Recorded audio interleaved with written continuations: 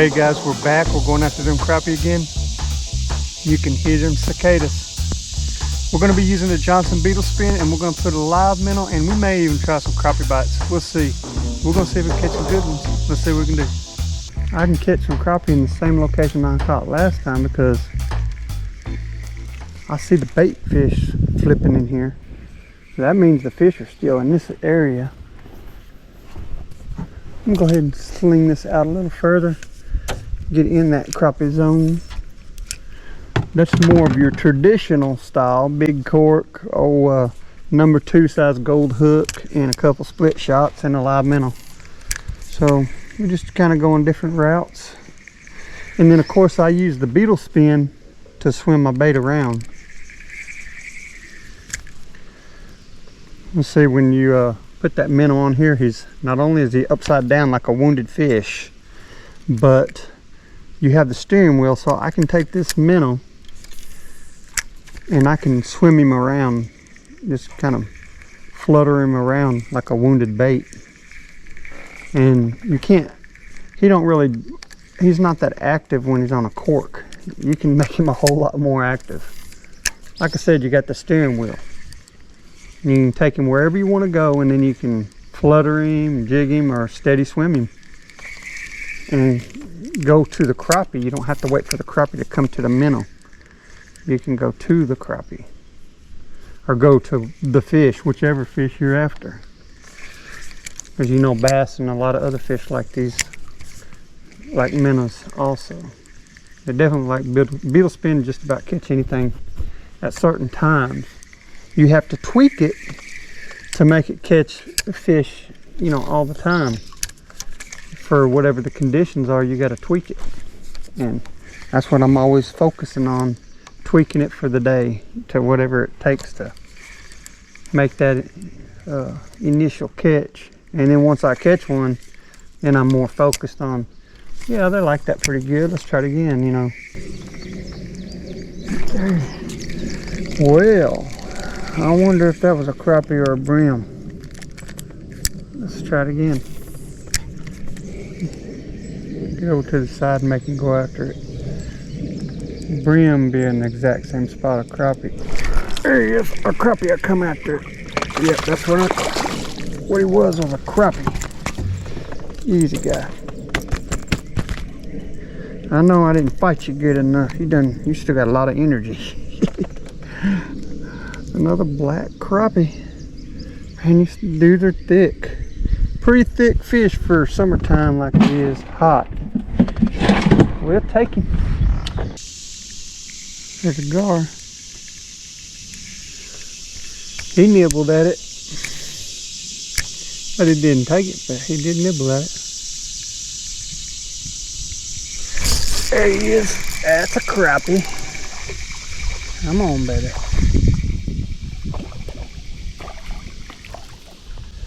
Yep, that's a white crappie.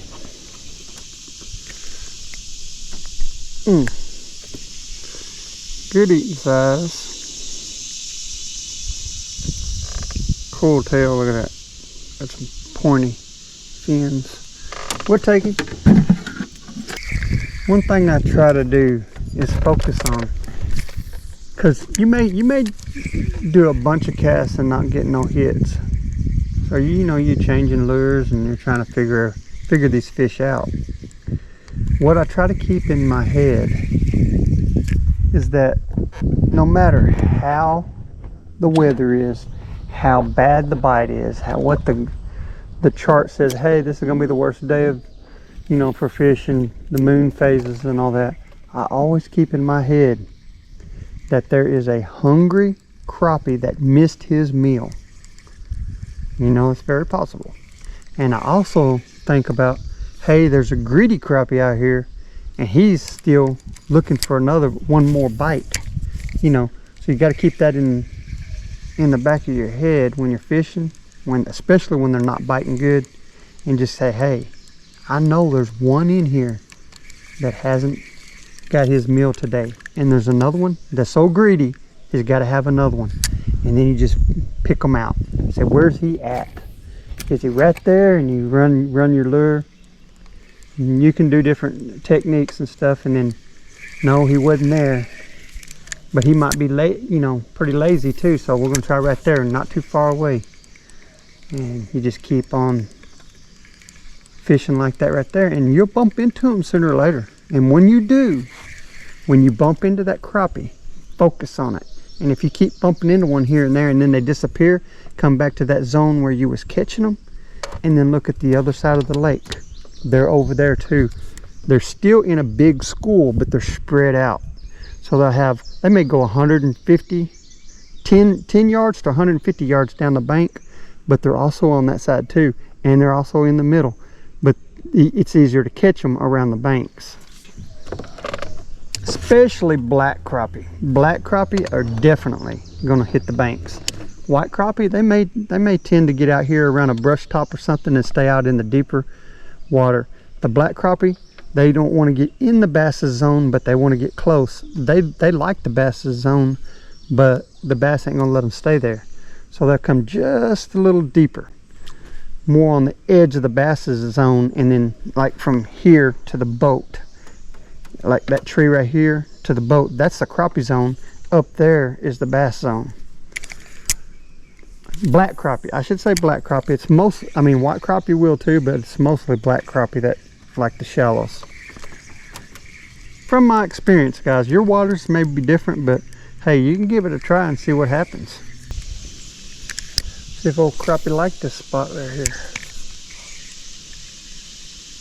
I know the bluegills do. There he goes. Uh-oh.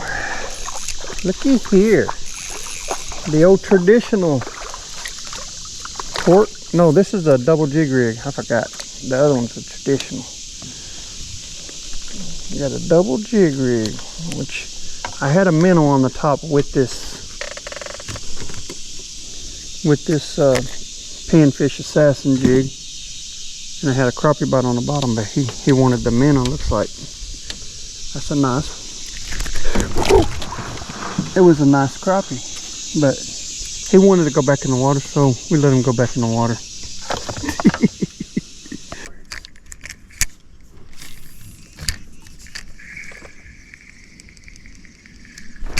There he is. If I can catch up with him. Oh yeah. Not a bad one. That's a pretty good one. Easy, buddy. It's a nice crappie. Yeah, it's a pretty good one. Another black crappie. We'll take it. Try one more back that way. It looks like a good spot for a crappie.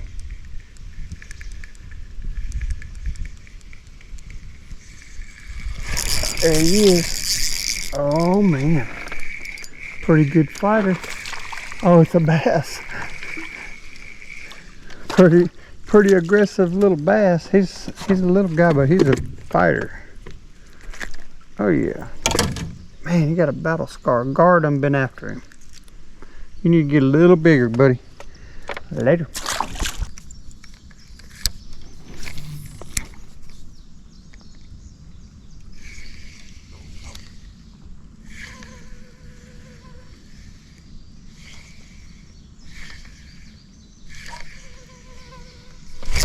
There he goes. Oh yeah. Oh, another white crappie.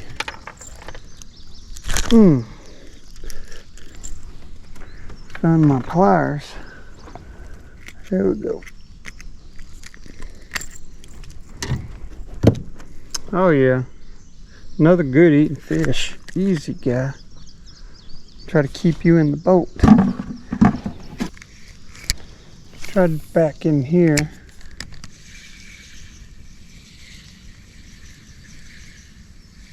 Oh, no, I think this guy's getting a bite. Yeah, he's getting a bite. There he is. Oh man, what is this? There's a gar. Oh, he got off. Well, Like I said, these things back here ain't doing that good.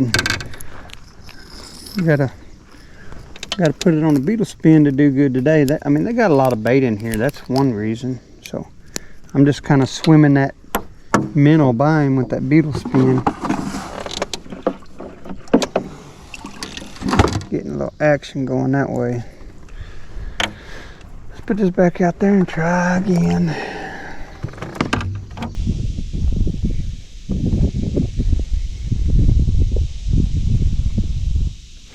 There he is. There he is. There he goes. Oh yeah, he's a pretty decent one. Good eater. Black crappie. He's a pretty good little fight. Pull out of here before I crash into the trees. Yeah, it's gonna be a good eater. We'll take him. Well guys, I'm using a micro series by Shakespeare. It's a 5 6 inch. Action is Lite.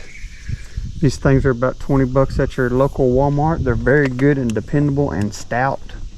They last a long time. Graphite in a, I got an Garcia MAX Z SP, and I've had this for a little while and I about wore it out, but it's still catching fish good. I also use the Garcia MAX X10s. They're very good, and I use Mr. Crappie 6-pound test on my ultralights and stuff. Now I use braid and stuff on some of my bass rods, but crappie fishing, brim fishing, I'm using 6-pound Mr. Crappie 99% of the time. Fish this whole edge of this duckweed. Sometimes them crappie get right up under the edge of that. Build them a little hiding spot, ambush spot.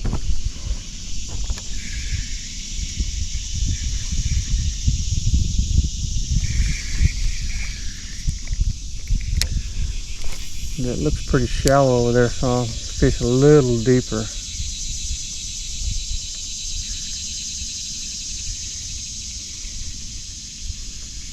The beetle spin don't like too much duckweed. I can go through super light, but I can't go too heavy. It gets choked up pretty good and quits swimming like it should. There he is. Whoa. Oh, that was a crappie too, buddy. Wow. I wish I'd have been more ready for that. I didn't get the hook set on him.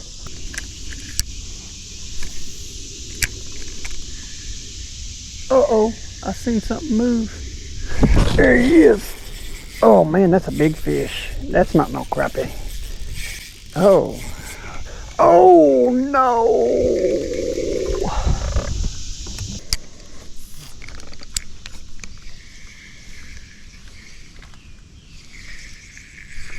There he is. Oh yeah, he's a little guy, but hey, easy, easy, easy. Little black crappie. Clean you off a little bit. Yeah, you got a battered tail. You got a tough life there, little guy. Later. What I like to do when I hook these minnows on my beetle spin is, if you look on the back of this minnow's head, there's a round circle right there. See his eyes? It's right there. But if you'll hook that beetle spin right through there, that minnow will stay on there really good. I mean, you'll be surprised how good. I usually don't lose these minnows until I get a bite. They usually hang right on there while I'm casting. But yeah, this is a Johnson beetle spin. I put a gold perforated blade, a size number 2, a black baby shad Bobby Garland, and a 1/16 ounce jig head hook, size number 4 hook, and it's painted pink. All right, here we go. Come out here and knock in the deeper water.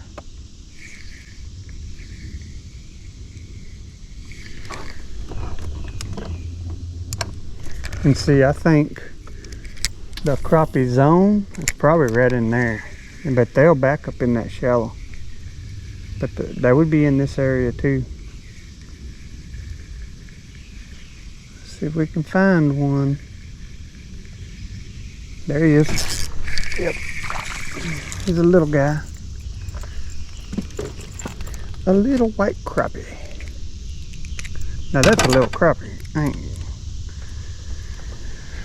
Later. We're fixing to go. So we gotta catch another crappie. Let's try this right here. Instead of going fishing up in there, we're gonna fish this long stretch right here. I actually think there's a crappie in here. They like these long stretches sometimes. Uh-oh.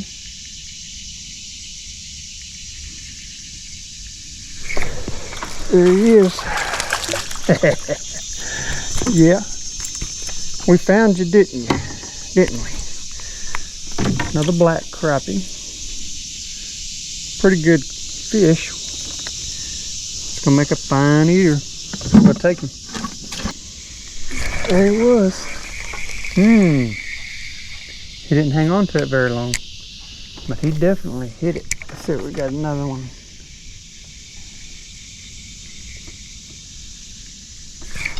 There he is. Got a little bass. There's the guy.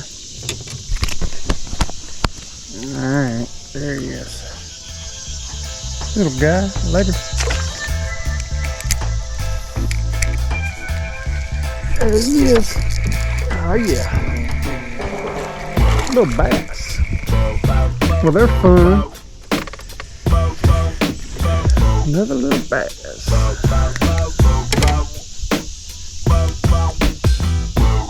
Later.